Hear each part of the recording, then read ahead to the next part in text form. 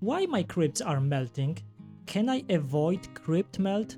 Does my Cryptocoryne has to melt every time? I get those questions almost every week, so I decided to address that in this short video, because you only have to do one thing. This. Let me explain. As always, I will jump right to it. First of all, in vast majority of cases, it's not your fault. Crypt melting is known and very common problem. This is how they adapt to changes in their environment. This is a totally normal reaction when plants are shedding or losing their leaves to grow new ones that are better suited to the new environment. So it mostly happens with newly purchased plants. When you buy a new plant from commercial farms, for example, they are almost always grown emersed. And that means that those leaves are not used and suited to grow underwater. So when you see them melting immediately, it doesn't mean that your plants are dying. They are adapting, and we can help them with that. So in the past, I was always trying to save as many leaves as possible, because I always felt that it's a waste that they are just disappearing. So I was introducing them very slowly to my tanks. I was removing dead leaves almost every single day.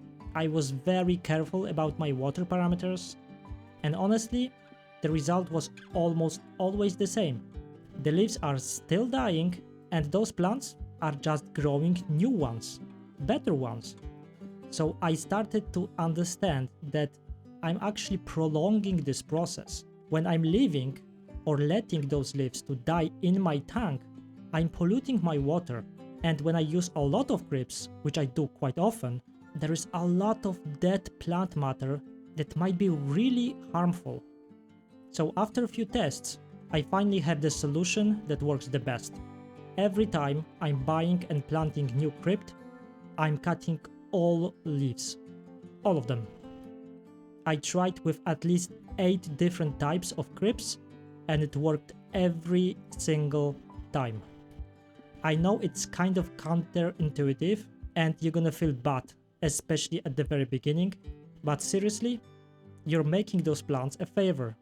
They are not wasting time and energy, and right after you're gonna put them in your new tank, they're gonna start producing new leaves. The leaves that are supposed to be grown underwater. Check this tank, for example.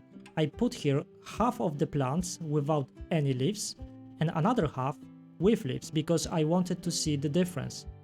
And after a few weeks, plants without any leaves at the very beginning were doing much better. Plants that had leaves on them started to melt immediately and only then started to grow new leaves. But plants with only roots could focus on growing new leaves almost immediately. And I haven't lost a single one. But to prove my point even further, I tried again. And this time, look what I did. I cut every single leaf of every single plant. And I used 5 different types of crypts. I created very simple tank, rich substrate, moderate lighting, and 0 leaves at the beginning.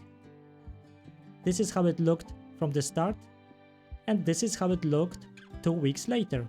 You could already see some growth within few days after I planted my plants, and there was no problem with dying leaves, so unnecessary bioload.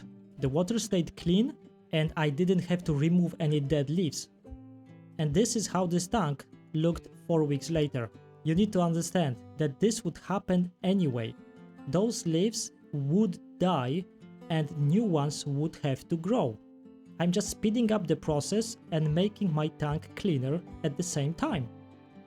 This is why for my new nano shrimp tank, I'm doing the same. I'm only planting roots, and I know those crypts will be fine and that tank will turn out great. If you want to see the final result, consider subscribing because I'm planning a video about it.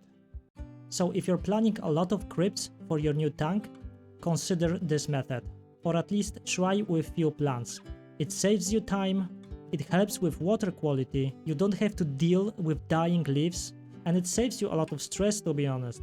If you have any more questions about this method, comment below. If you find this video useful, please leave a like, it really helps me out. But for now, thank you very much for watching, and see you in the next one.